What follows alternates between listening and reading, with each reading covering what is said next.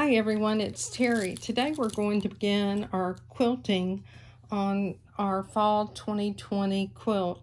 Now I made some decisions last night. I got to thinking about piecing my back and I realized I had a perfect piece of fabric in my stash that I recently purchased. This is by Moda. It's by Deb Strain, and you can see the colors are the same as what I have on the front of the quilt. So what I decided to also do was to use this thread as my bobbin thread for everything. In addition to that, I'm going to use this thread palette that you see here. These are Floriani threads, and they actually match the colors that were in my last project. I do need to change out a few of the colors and add a few more, but you can see that they're very pretty. And this is actually the bottom of the drawer and the Floriani thread boxes that I like so much. So I will also be hooping up my quilt top only and using what's called Battleizer. Battleizer is made by Hoop Sisters, and I bought this some time ago. It is actually a batting and a stabilizer, and I'll use it for more or less a trapunto effect, so I'll trim away from the edge of the designs, and then when I'm ready to take my quilt and finish up the embroidery on the borders using the quilt embroidery feature that we have in our machine for the sashing strips, I'll put everything together. I'll layer it with my Quilter's Dream 80/20. This one is by Mixo, M-I-X-O-O, and I bought this off Amazon, so you can see the name of the company. It comes with two styluses. It has the metal tip that we have on the stylus that's in our machine, but it also has these rubber tips here that have guards around them. As I'm using this, I'll give you my opinion. So what we're going to do is we're quilting on our panel, and I've already done some of the work on the panel. I'll let you see this, and I want to tell you what my process is so you'll understand what's going on. I decided that I didn't want to have all the tie-offs with the decorative fills on the back, and what I'll do with that is trim around my embroidery design after I've quilted some of the areas, and I will go ahead and use my full backing and my batting that I have that's Quilter's Dream 80/20, and then I'll take my drawing tools in my design center and I'll create a free motion design that is following through parts of the design that I've created here, and use another color of thread. And what it will do, in essence, it'll quilt all the layers together. You can see, if I zoom you in, that I have some outline stitches already around some of this. You can see where I have a decorative fill. My scans have all been beautiful, and everything has lined up extremely well. That's called Mixo, M-I-X-O-O. And you'll notice that it has this tip that's like this. You can unscrew it. It'll have this soft mesh that we have on the stylus that comes with the machine. So with these two things, you don't actually have a point touching your screen. I would go in after I've hooped my fabric, and right now I'm using my largest hoop. I would go to image scan, and I would scan it in the hoop.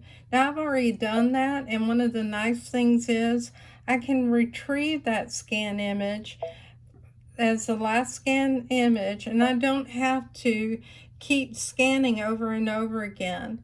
Now you can darken this and make it a darker scan. So if you wanted to see all those stitches that I have, and this was before I had that decorative fill stitch, but I can see where it is. What I want to do is put that decorative fill right here in this area, and possibly in some of the top area as well. So I want to show you how I am doing that, and show you how this stylus works. Well, we need to lighten the screen though in order to do that, because you need to be able to see your stitches. And what I'll do is I'll go in, and the first thing I'm going to do is go into the settings page for the region fills, pick up the fill stitch that I use, which is one of the newer fill stitches. It's number 37, and I chose it at 170%, and I wanted to have a single run. Or not, it's not really a single run, it's actually a double and a single, but there are several tie-offs in this, and this is the reason why I wanted to do this with the Trapunto appearance first. And now what I'm going to do is I'll use the paintbrush. Now let's look at the paintbrush tool by going in settings, and you'll notice you have two different types. You have the default size is 20. I found out that going along the outlines that I had previously, that the straight line or the square worked better. So what I'll do is I'll use the soft end of the stylus, and I'll zoom in. Let's zoom in to, let's say, about 400%. We'll take the hand and pan the screen. We want to make sure that we are in the section that I want to stitch, and it's this section here. So I'm going to fill in that fill here. I'll take the paintbrush, and notice what I'm doing. I'm taking this stitch and I'm just drawing it along this area. As long as I have the outline of it, I can fill it or flood fill it. And I just need to get close. I don't have to be absolute on that previous line. If I want to make that smaller, I can go into my settings and I can make this smaller to make it easier on me. And I think I will make that green instead of that gold. So let's just go ahead and go back over that area again. So this is green. You can see it's going right over it.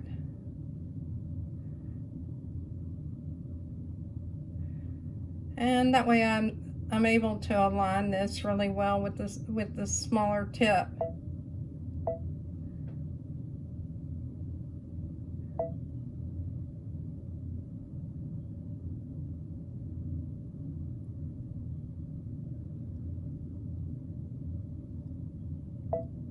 Now, if there's something that I don't like, and all I have to do is take my eraser and erase it like this, and then I can go ahead and go back, and like right there, I didn't want that mark. Let's see, let's remove that.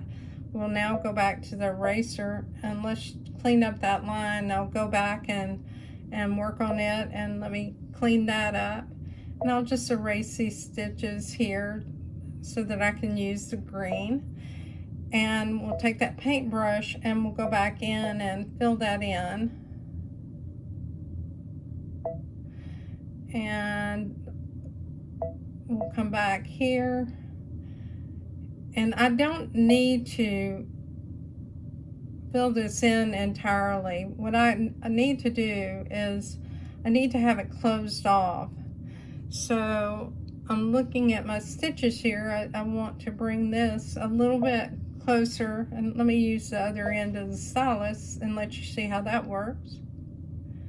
So I can bring that over.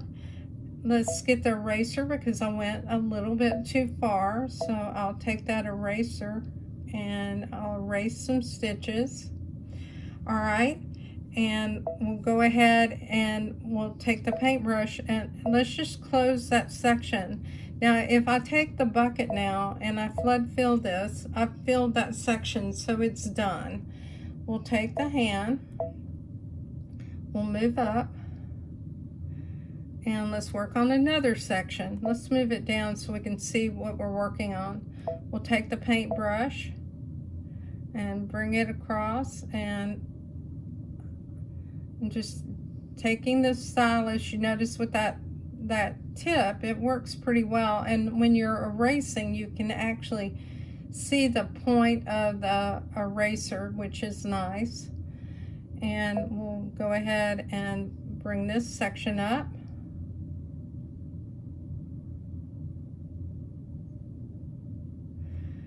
And let me get closer here. Now we'll take the bucket and fill that. All right, we'll move on up. And if I wanted to outline something, and let me show you that. And if all the outlines that I've done so far in settings, I chose the open line tool, and I chose that color, and I just took my pen, and like if I wanted a line right there, I could draw a line, or here. Now I don't want those two lines, so I'll remove them, but that's how I accomplished it. So I want the paintbrush again, but I need the hand to move this up, and I need to see that portion of the screen. You can see how close I am. And we'll go ahead and move up here. And now I'll take the bucket again and fill, and I don't have anything selected, so I need to select it first, and now I'll fill that area. We'll take the hand again, and we're almost down to the bottom, so we'll go ahead and fill this in. And I need to get a smaller paintbrush so that I can get down in the corner. So I'll make this small. And I may zoom in to 800%. And I can see down in that corner now, but I'll just move this so you can see it. I'll take that paintbrush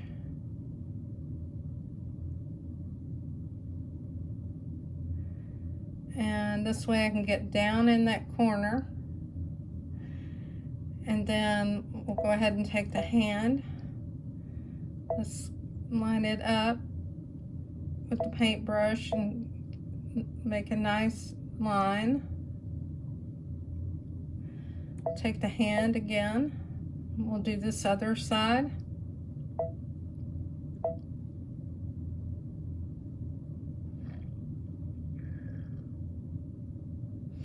Okay, I'll take that bucket, I'll fill in those stitches, and I might just go ahead and bring this down to the corner. So I can see the shape of that square myself. You may not be able to see it, but I can see the shape of that square behind as I'm drawing. So I don't know if you can see it on the screen as I'm moving. I'll undo and remove those stitches. Now let's go to next. And the first thing I want to make sure of is I'm turning my thickness down to the lower thickness, and then I want to change the size of this to 170%. If you hold it down, it'll move quickly. I can save this to memory if I want by choosing Save to Memory. You can save it to a USB also, and I can choose Set. Now I can go to Embroidery, and I'm ready to stitch those stitches out. So let's watch that stitch out.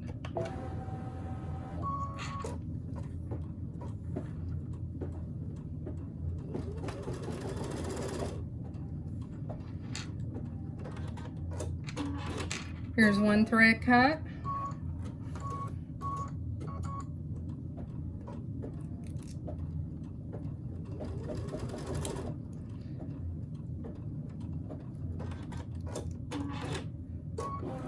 Here's another thread cut.